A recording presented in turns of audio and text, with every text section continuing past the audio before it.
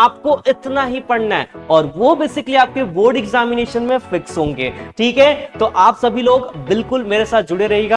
Isothermal, adiabatic, isobaric, ये सब process कैसे करके जाओ, फर्स्ट लॉ के हिसाब से भी करके जाओ। आइसोथर्मल और आइसोबेरिक क्या है, आइडियल और नॉन आइडियल करके जाए, दो पॉइंट उसमें का ज्यादा नहीं, दो आइडियल। हीट ऑफ मिक्सिंग क्या है, ठीक है, वॉल्यूम चेंज इन।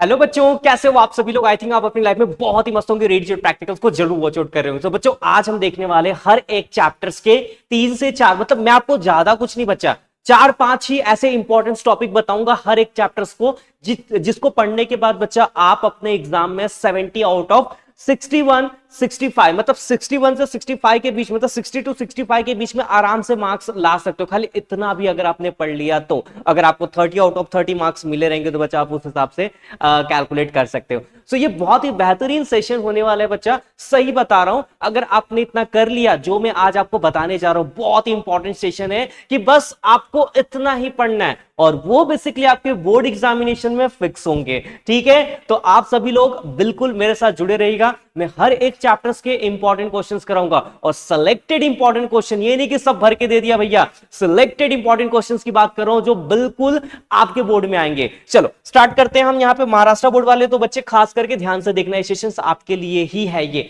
ओके, तो आज हम देखने वाले हमारा most expected question in 12th board practical examination. HSC वाले बच्चे ध्यान से सुनेंगे, ओके, और फोकस्ड करेंगे बच्चा कि इतना ही आपको पढ़ के जाना है। पहले तो जो बच्चे फेल हो रहे हैं या फिर जिनको लग रहा है कि यार बहुत ज्यादा प्रॉब्लम हो गया, केमिस्ट्री में कुछ नहीं हो, एक दिन का टाइम है और क्या करूं क्या ना करूं, उन्हीं के लिए ये सारा डेटा मैं यहाँ पे बनाया हूं। बच्चा बहुत ज्यादा टाइम गया है ऐसे चीजों को बिल्ड करने के लिए, बनाने के लिए, तो प्लीज आप वीडियो को जरूर शेयर करिएगा। चलो स्टार्ट करते, देखते हैं। पहला हमारा स्टार्ट होता है बच्चा सॉलिड स्टेट। अब हम बच्चा, मैं आपको एक चीज बोल देता हूं कि सॉलिड स्टेट में आपको क्या क्या करके जाना है। सॉलिड स्टेट में आपको क्या क्या करके जाना है, तो पहले आपको आयोनिक सॉलिड, आपको पता होगा आयोनिक सॉलिड और मेटालिक सॉलिड, ठीक है, छोटा सा टॉपिक है, ठीक है, दो पॉइंट भी उसमें से कर लिया तो बहुत है। कभी कभी ये दोनों का डिफरेंस आ जाता है, अरे ये दो लाइन लिखने के लिए आ जाते हैं, ठीक है, डिस्टिंग्विश करने के लिए, या तो छोटा छोटा कॉन्सेप्ट आ जाएगा कि आयनिक सॉलिड क्या और मेटालिक सॉलिड क्या है। आपको पता होगा एन टाइप और पी टाइप ऑफ सेमीकंडक्टर, ये कर लेना बच्चे, इसमें से एक क्वेश्चन फिक्स आया, हर बार आता है। एंड पैकिंग एफिशिएंसी, आपको एससी, बीसीसी और एफसीसी का निकालना रहता है ना, पैकिंग एफिशिएंसी निकालते हो लास्ट में, ओके, वो चीजें कर लेना। नंबर ऑफ वॉइड्स कितने होते हैं इसमें, वो भी कर लेना, ठीक है।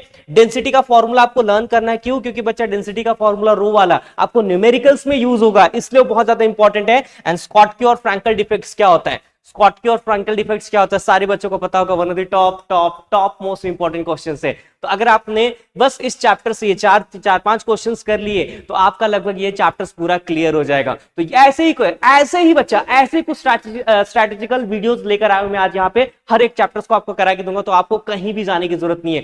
पूरा का पूरा 16 चैप्टर्स यहाँ पे ध्यान से देखो और उतने ही क्वेश्चंस करके जाओ बच्चा, 60 मार्क्स तो कहीं नहीं गए। ओके, सिलेक्टेड क्वेश्चन है, ध्यान देना। चलो आगे सोल्यूशन, आपको पता होगा आपका चैप्टर नंबर 2 सोल्यूशन है। यस सर, सारे बच्चों को पता। आप आइडियल और नॉन आइडियल करके जाए, दो पॉइंट उसमें का ज्यादा नहीं, दो आइडियल। हीट ऑफ मिक्सिंग क्या है, ठीक है, वॉल्यूम चेंज इन वॉल्यूम क्या है, वही दोनों चीजें करके जाइए, ठीक है, वो दो पॉइंट भी करके गए तो इनफ है। उसके बाद आता है आपका राउट्स लॉ का डेफिनेशन और हेनरीज लॉ के ऊपर प्रॉब्लम, और हेनरीज लॉ क्या है, ठीक है, वो आपको पता होना चाहिए। प्रेशर बढ़ाने पे सॉल्युबिलिटी बढ़ती क्या नहीं बढ़ती, वो चीजें आपको पता होगी, ठीक है। राउट्स लॉ, हेनरीज लॉ करके जाइए। वेपर प्रेशर डेविएशंस, ये क्वेश्चंस काफी इंपॉर्टेंट है।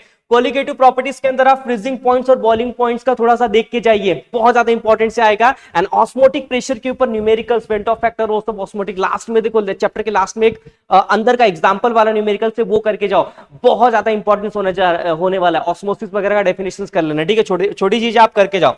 तो फॉर्मूला रिवीजन वेरी इंपॉर्टेंट है यहाँ पे बच्चा, क्योंकि सॉल्यूशंस वाले चैप्टर से न्यूमेरिकल्स पूछे जाते हैं, इसलिए फॉर्मूलाज रिवाइज करके जाना, अदरवाइज प्रॉब्लम में फंस जाओगे। ओके, मूव करते आगे। अगला चैप्टर है आयनिक इक्विलिब्रिया। आयनिक इक्विलिब्रिया से लगभग न्यूमेरिकल्स फिक्स होते हैं, तो पहले देख लेते हैं कि क्या क्या करके जाओ। तो पीएच और का कैलकुलेशन करते हैं ना न्यूमेरिकल्स में, वो वाला करके जाना। और पिछली बार ना पीएच और पीओएच वाला आया था, लाइक पीएच एंड पीओएच का ना वो डेरिवेशन आया, छोटा सा एक्सप्रेशन आया था पीएच और पीओएच, जो हम लोग निकालते हैं कि 14 कैसे आया था, तो इस बार वो आने के चांसेस कम हो जा रहे हैं यहाँ पे।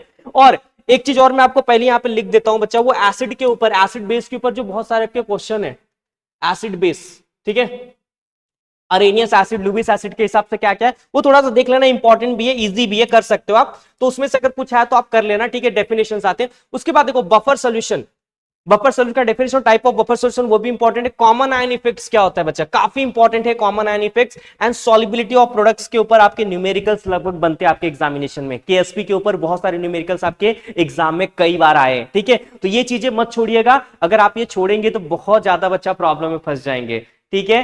क्लियर है, इतना तो करके जाओगे सारे बच्चे, सब लोग करके जाओगे, ठीक है। चलो आगे बढ़ते हैं। केमिकल थर्मोडायनामिक्स, बच्चा बहुत ही सिलेक्टेड क्वेश्चन दिया हूं, आपको डरने की जरूरत नहीं, ये सब तो कम से कम करके जाओ बच्चा, क्योंकि बहुत सारे बच्चे बहुत ज्यादा डर रहे, सर मेरे से नहीं हो पाएगा, नहीं कर पाऊंगा सर, कुछ समझ में नहीं आ रहा है, क्या करूं क्या ना करूं। तो इतना तो आई थिंक आपको करके जाना पड़ेगा यार, ठीक है। चलो देखते हैं केमिकल थर्मोडायनामिक्स में आपको, देखो process and it's type, like ये प्रोसेस एंड इट्स टाइप क्या था बताओ मुझे फटाफट। यस, आइसोथर्मल, एडियाबैटिक, आइसोबेरिक, ये सब प्रोसेस कैसे करके जाओ, फर्स्ट लॉ के हिसाब से भी करके जाओ, आइसोथर्मल और आइसोबेरिक क्या है। उसके बाद फर्स्ट लॉ ऑफ थर्मोडायनामिक्स क्या होता है, उसका जो एक्सप्रेशन है वो करके जाओ। उसके बाद एंथैल्पी के ऊपर, एंथैल्पी चेंज रिलेशन तो ठीक है, लेकिन एंथैल्पी का डेफिनेशंस वगैरह करके जाओ। उसके बाद हेयर्स लॉ, हेयर्स लॉ और एंथैल्पी ऑफ फिजिकल ट्रांसफॉर्मेशन, मतलब वेपराइजेशन क्या होता है, सब्लिमेशन क्या होता है, पढ़ा था ना, एटमाइजेशन क्या होता है, एंथैल्पी ऑफ एटमाइजेशन क्या होता है, वो सब डेफिनेशंस करके जाओ। एंड गिब्स का रिलेशन का इक्वेशन करके जाओ, वो जो छोटा सा एक रिलेशन है ना वो वाला करके जाओ।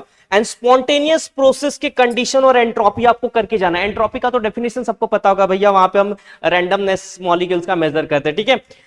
ये स्पॉन्टेनियस प्रोसेस के कंडीशन क्या है, आपने एक्सोथर्मिक और एंडोथर्मिक प्रोसेस देखे रहेंगे उसके अंदर, ठीक है। तो वो थोड़ा सा देख के जाना, काफी इंपॉर्टेंट होने वाला थर्मोडायनामिक्स। और बच्चा न्यूमेरिकल्स कोई भी नहीं बता सकता, क्योंकि न्यूमेरिकल्स ऐसा होता है कि अंदर से कुछ भी पूछे जाते हैं, ठीक है। तो न्यूमेरिकल्स में थोड़ा सा आपका ध्यान होना चाहिए बच्चा। ये जो सिलेक्टेड इंपॉर्टेंट क्वेश्चन अगर आप ये कर लोगे ना बच्चा, सही बोल रहा, आपकी लाइफ बन जाएगी केमिस्ट्री के अंदर, ठीक है। बहुत सिलेक्टेड क्वेश्चन लाए हूं आपके लिए। चलो अगला है, मैं पूरा बुक नहीं टिक करा रहा हूं यहाँ पे, बहुत देख रहे हो आप 3-4 टॉपिक्स में पूरा चैप्टर ही खत्म हो जा रहा है। ये चैप्टर देखो इलेक्ट्रोकेमिस्ट्री कितना बड़ा चैप्टर है, हाई वेटेज चैप्टर है, ठीक है। तो हम इसमें से करके जाएंगे गैल्वेनिक सेल का डायग्राम, हाइड्रोजन सेल HHC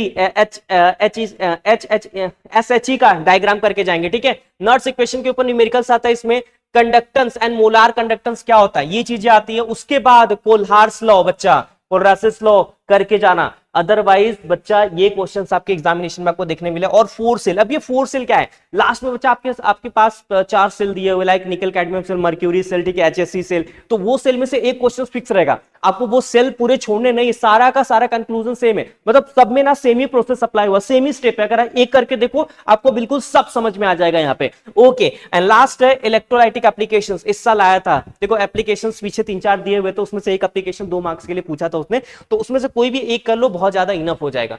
उसके बाद है केमिकल काइनेटिक्स। तो बच्चा केमिकल काइनेटिक्स में थोड़ा सा कंजेस्टेड क्वेश्चन आते हैं, क्योंकि यहां पे ना हमें डेफिनेशन से रिलेटेड चीजें बहुत देखने के लिए मिलती है, लाइक ऑर्डर क्या होता है, मॉलिक्यूलरिटी क्या होता है, एलिमेंट्री रिएक्शंस क्या होती है, ये सारी चीजें वो देते हैं। उसके बाद रेट लॉ एक्सप्रेशन के ऊपर क्वेश्चन आएगा, first order reaction, first order reaction का इक्वेशन आपको लिखने के लिए आ सकता है। हाफ लाइफ टाइम का देखो डेरिवेशन दिए थे, वो हो सकता है। और अरेनियस इक्वेशन, और अरेनियस इक्वेशन तो करके जाओ, ठीक है। लेकिन इस चैप्टर का न्यूमेरिकल्स मत छोड़ो बच्चा, इस चैप्टर्स के न्यूमेरिकल्स डायरेक्टली आपके बोर्ड एग्जामिनेशंस में आएंगे, तो ट्राई टू अंडरस्टैंड, ठीक है, बहुत ज्यादा अंडरस्टैंड करके चलो। और अगर आप बोलोगे कि सर न्यूमेरिकल सॉल्व कहां से करें, तो बच्चा जो आपके टेक्स्ट बुक के अंदर के न्यूमेरिकल्स एग्जांपल्स वाले वो करके जाओ, फिक्स आएंगे, ठीक है।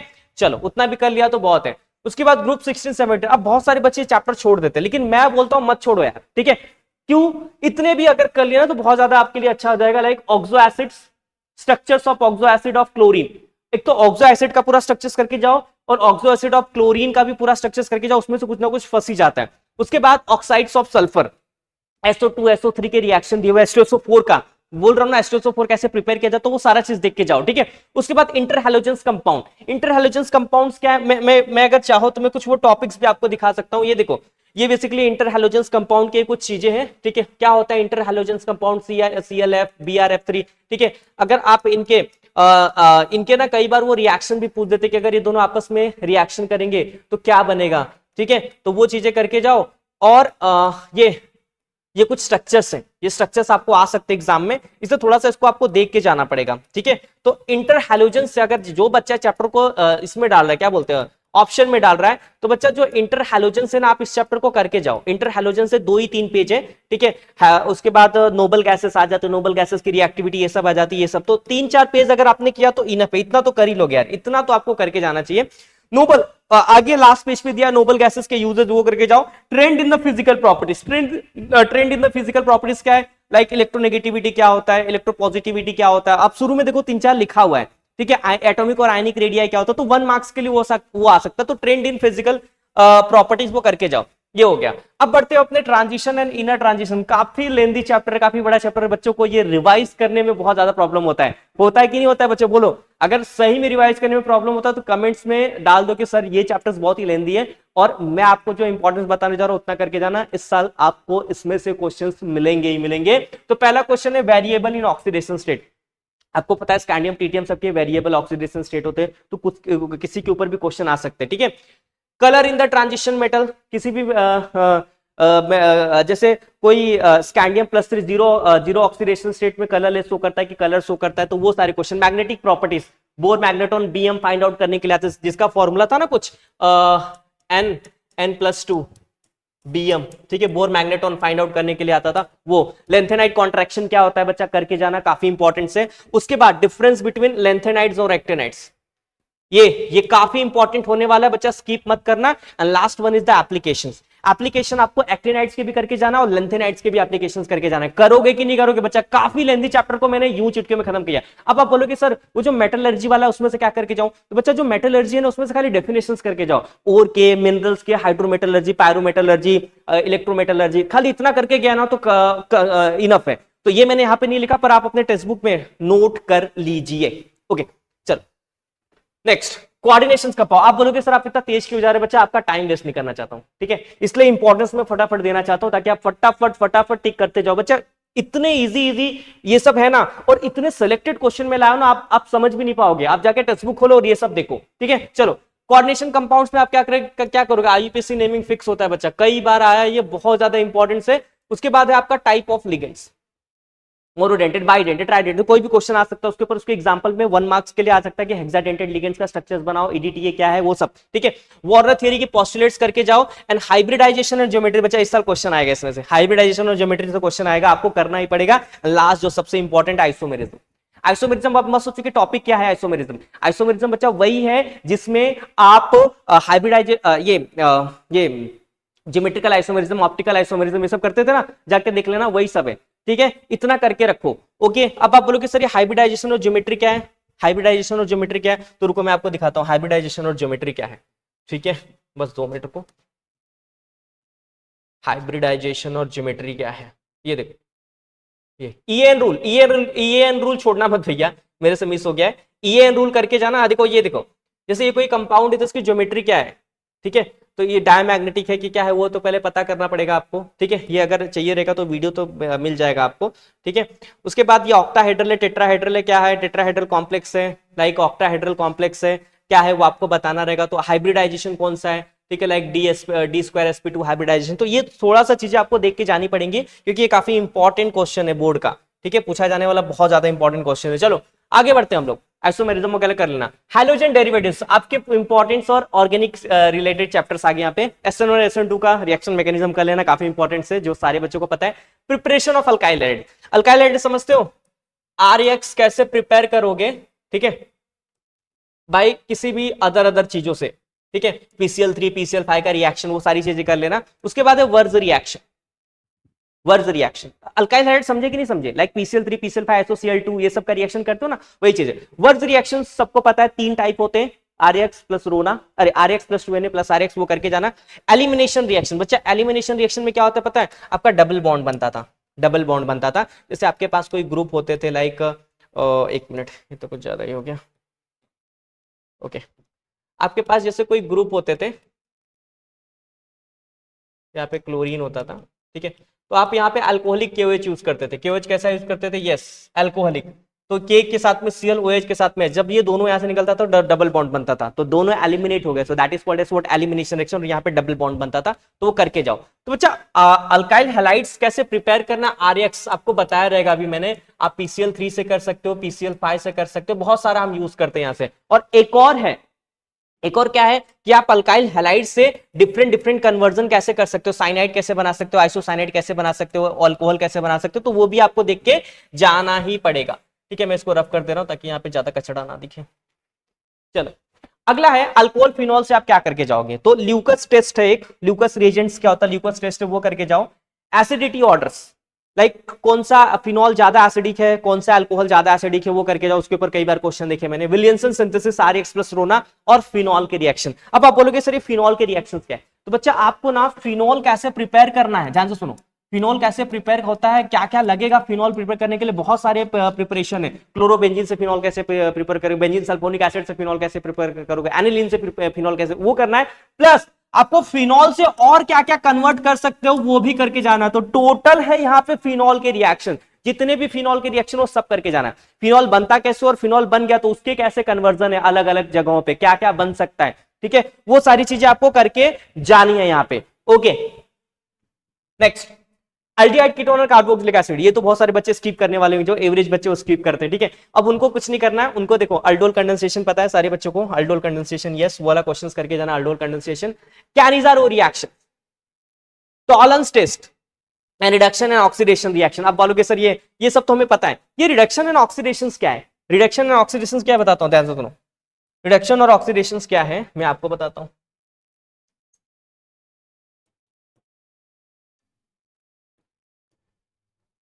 ओके चलो ये देखो, अब मैंने यहां पे यूज किया, ये कहां गया, हाँ रेजनमुंड रिएक्शन, तो एक टाइप का रिड्यूसिंग एजेंट यूज किया ना, तो ये हो गया रिडक्शन, ये लाइक रिड्यूसिंग एजेंट यूज कर रहा हूं। ठीक है, ये हो गया स्टीफन रिएक्शन। स्टीफन रिएक्शन में देख रहे हो ये हम टिन और ये सब क्लोराइड, ये सब रिड्यूसिंग एजेंट, तो ये सब रिड्यूसिंग एजेंट मैंने यूज किया। अब बोलोगे सर ऑक्सीडाइजिंग एजेंट्स क्या, तो बताता हूं। देखिए देखो, गैटरमैन रिएक्शन तो करके जाना बच्चा, गैटरमैन कोच रिएक्शन करके जाना, काफी इंपॉर्टेंट है, भूलना मत इसको कभी भी, ध्यान से भी मत उतारना। ओके अब आप बोलोगे सर ऑक्सीडाइजिंग एजेंट्स कहां यूज हो रहा है, देखो इसके ऊपर कैमेनोफोर हम यूज करें तो ये कार्बोक्सिलिक एसिड बन जा रहा है, इसके ऊपर कैमेनोफोर, तो ये सब ऑक्सीडाइजिंग एजेंट है। तो रिड्यूसिंग और ऑक्सीडाइजिंग एजेंट जितने भी रिएजेंट्स आप यूज कर रहे हो, लिथियम एल्युमिनियम हाइड्राइड भी यूज करते हो, ठीक है, तो वो सारा चीज आप देख कर जाओगे अगर इस चैप्टर से कर रहे हो, सब स्किप करो। ठीक है, जितने भी रिड्यूसिंग और ऑक्सीडाइजिंग एजेंट्स यहाँ पे लगे हैं, ठीक है, वो सारा कुछ करके जाओ, काफी इंपॉर्टेंट होने वाला है।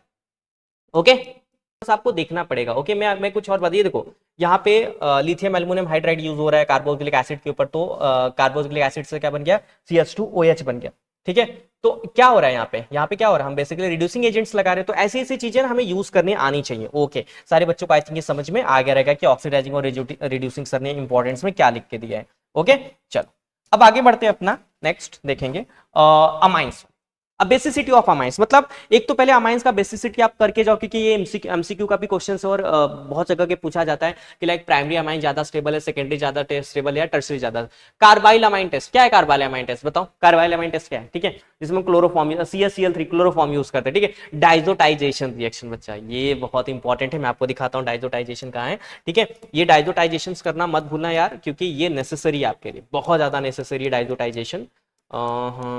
डाइजोनियम सॉल्ट, ये देखो ये सारे रिएक्शंस इंपॉर्टेंट है, जहां पे आपको बेंजीन डाइजोनियम क्लोराइड से क्लोरीन, बेंजीन डाइजोनियम हैलाइड से bromine, cyanide chlorine bromine iodine, ठीक है, बेंजीन रिंग, ठीक है, अल्कोफिनॉल, तो ये डाइजोटाइजेशन आप करके जाओ। एक कन्वर्जन आपने अगर सीख ले कि कन्वर्ट कैसे होता है N2X, like benzene diazonium chloride बनता है कैसे, आपने पढ़ा रहेगा Na2 और HCl, मैं आपको बताता हूँ। चलो यहाँ पे देखो, डाइजोटाइजेशन का ना बहुत तगड़ा नाटक है। आप क्या यूज करते हो यहाँ पे, एनिलीन, यस क्या यूज करते हो आप यहाँ पे, एनिलीन यूज करते हो बच्चा। जैसे आप एनिलीन में यूज करते हो Na2 और HCl, NaNO2 plus HCl use करते हो ना, तो ये HNO2 बनाता है बच्चा। यही HNO2 यहाँ पे ना इसको डाइजोनियम सॉल्ट में कन्वर्ट करता है, लाइक N2Cl बनाता है, लाइक वहां पे एक नाइट्रोजन है, एक और नाइट्रोजन यहाँ से गया N2Cl। अब इसी के ऊपर सेवरल रिएक्शंस है, बहुत सारे रिएक्शन के, अगर आपको फिनॉल बनाना है, ठीक है, चाहे अल्कोहल बनाना, सॉरी फिनॉल बनाना है, चाहे आपको क्लोरोबेंजीन ब्रोमीन, तो उस हिसाब से यहाँ पे कैटेगरी है। जैसे मुझे क्लोरीन, तो CuCl प्लस HCl लगाओगे तो ये सब यहाँ से निकल जाएगा और यहाँ पे क्लोरीन बन जाएगा। ठीक है, फिनॉल बनाना है तो मैं H2O डालूंगा, H2H प्लस और OH माइनस में ब्रेक होता है बच्चा, ये OH यहाँ पे आएगा, ये पूरा यहाँ से निकल जाएगा तो फिनॉल बन जाएगा। ठीक है, तो यही है कि डाइजोटाइजेशन आपको करके जाना पड़ेगा। मेरा कहने का मतलब ये मत भूलना डाइजोटाइजेशन, अगर अमाइन चैप्टर छू रहे हो तो डाइजोटाइजेशन भूलोगे क्या, नहीं, वो कन्वर्जन सारे देख के जाए, कौन से कैटलिस्ट से क्या बन रहा है वो सारे कन्वर्जन देख के जाना बच्चा, बहुत इंपॉर्टेंट है, इतना टाइम ऐसे नहीं ले रहा हूं। इतना टाइम इसलिए रहा हूं ताकि आप करके जाओ। Last one is the Hoffmann bromide degradation reaction, Hoffmann bromide reaction degradation वाला करके जाओ, ठीक है। चलो आगे बढ़ते हैं। बायोमोलिक्यूल्स, बायोमोलिक्यूल से क्या क्या करके जाओगे बच्चा? बायोमोलिक्यूल से सबसे इंपॉर्टेंट क्वेश्चन पहला वही होता है, प्रिपरेशन ऑफ ग्लूकोज। आप स्टार्च से, आप सुक्रोज से, किसी से भी प्रिपेयर कर सकते हो। उसके बाद है reaction of oxidation of glucose. आपने देखा होगा ग्लूकोज का ऑक्सीडेशन करके ग्लूकोनिक एसिड या सैक्रिक एसिड बनाते हैं, ठीक है, HNO3 यूज करते हो वो। टाइप ऑफ प्रोटीन, उसके बाद secondary structures of protein, globular protein, fibrous protein, वो वाला करके जाना। उसके बाद सेकेंडरी स्ट्रक्चर्स ऑफ प्रोटीन जहां पे आपको बीटा प्लेटेट्स और अल्फा हेलिक्स के बारे में बताया गया, तो वो दोनों काफी कॉम्प्लिकेटेड और इंपॉर्टेंट क्वेश्चन इस साल आएंगे भी, ठीक है, देख लेना। न्यूक्लियोसाइड और न्यूक्लियोटाइड्स क्या होता है? जहां पे सुगर बेस फॉस्फेट सब यूज होता है, ठीक है, वो चीजें। डीएनए और आरएनए में डिफरेंस क्या लगेगा, उसके स्ट्रक्चर्स कैसे होते हैं वो भी याद कर जाना। उसके बाद amino acid and peptide bond, amino acids क्या होते हैं और पेप्टाइड बॉन्ड क्या होते हैं, वो इसेंशियल अमीनो एसिड, वो सब थोड़ा सा देख लेना बच्चा, काफी इंपॉर्टेंट है, नहीं तो दिक्कत हो जाएगी आपको। ओके, पॉलीमर्स, पॉलीमर्स में पहले एडिशन और कंडेंसेशन, पॉलीमर्स के ऊपर थोड़ा बहुत वो डेफिनेशन टाइप का आ सकता है, थोड़ा सा देख लेना, उनके एग्जांपल भी देख लेना। उसके बाद थर्मोप्लास्टिक एंड थर्मोसेटिंग पॉलीमर्स क्या होते हैं वो देख लेना बच्चा। बच्चा सही बोल रहा हूं, इतने अगर शॉर्ट्स में कोई करा के दे रहा सिलेक्टेड क्वेश्चन तो मेरा नाम बदल देना, यही क्वेश्चन आपके बोर्ड एग्जामिनेशन में डायरेक्टली आएंगे, ठीक है। उसके बाद है कि कौन कौन से आपके ये छोटे छोटे करके जाना, लाइक नायलॉन 66 क्या होता है, टेफ्लॉन क्या होता है, SBR लाइक ब्यूनास क्या है, वल्कनाइजेशन रबर का डेफिनेशंस क्या है, बेकेलाइट्स, नायलॉन 66 भी रहेगा यहाँ पे, PHBB, टेरेलिन, डेक्रॉन और नियोप्रीन, ये सारी चीजें आपको आपके बोर्ड एग्जामिनेशन में 2 मार्क्स के लिए मिलेंगी, ठीक है। तो ये सारे स्ट्रक्चर्स आपको लर्न करके जाना है, ठीक है। मोनोमर्स क्या यूज होता है, कौन सा पॉलीमर्स है, तो ये थोड़ा सा सिलेक्टेड है, आप इसको देखकर जाए। And last one is the green chemistry. Green chemistry में बच्चा तो पहले तो आपको यही करके जाना है कि principle of green chemistry, 12 principle, इसमें से 2-3 तो करके ही जाने ही है। एटम इकोनॉमी वाला कंफर्म क्वेश्चन लगभग इस बार मुझे लग रहा है, ठीक है। तो नैनो साइंस क्या है, नैनो टेक्नोलॉजी क्या, उसका डेफिनेशंस, कलर, सरफेस एरिया, उसमें देखो दिया है advantage disadvantage and application. Last में इस चैप्टर के लास्ट पेज पे एडवांटेज डिसएडवांटेज और एप्लीकेशन से उसमें से क्वेश्चन जरूर आएंगे, इस बार देख लेना बच्चा। ये सिलेक्टेड क्वेश्चंस जब आपके बोर्ड एग्जामिनेशन होंगे केमिस्ट्री के ना, तो आपको दिखाऊंगा एक कि देखो बच्चा ये आया था और आपने नहीं पढ़ा था, ठीक है। तो प्लीज मुझे ऐसे सपोर्ट करिएगा। And thank you for watching this video, and if you find out this video is helpful for you, please subscribe this channel, share this video now. Thank you.